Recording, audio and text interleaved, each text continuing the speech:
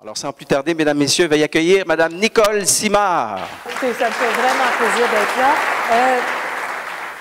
Lorsque j'ai commencé à faire de la formation, de la communication, du coaching, je cherchais une identification qui était capable de regrouper tout ce que je faisais.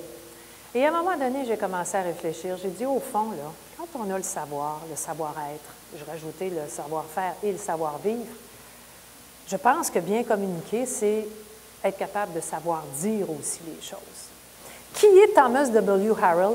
C'est un professeur émérite en psychologie appliquée. Et lui, il a tout orienté ses recherches sur quelles étaient les grandes qualités de ceux qui réussissent en affaires. Et M. Harrell, d'ailleurs, est décédé, si ma mémoire est bonne, d'un cancer du côlon en 2002, mais il nous a laissé quand même des études intéressantes. Et voici ce qu'il dit.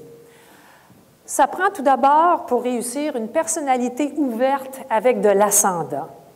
Quand on parle d'ascendant, on parle de quoi? On parle d'un pouvoir d'influence. Être capable d'influencer notre entourage.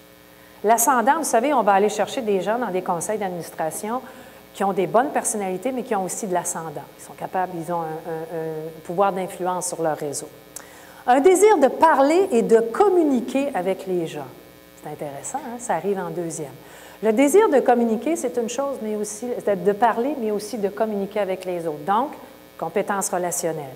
Et enfin, un besoin de pouvoir. Vous allez dire, ouf, ça, pouvoir de changer les choses.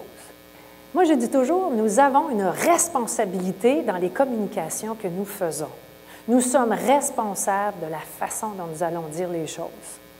Et au lieu de dire « tu ne comprends pas » ou « l'autre ne comprend pas » ou « il n'a pas compris », moi, souvent, si je dis quelque chose et la personne me dit « écoutez, Mme Simard, je ne comprends pas » dans ce temps-là, je dis « ben voyons donc, c'est pas intelligent? » Non, ce n'est pas la formule employée.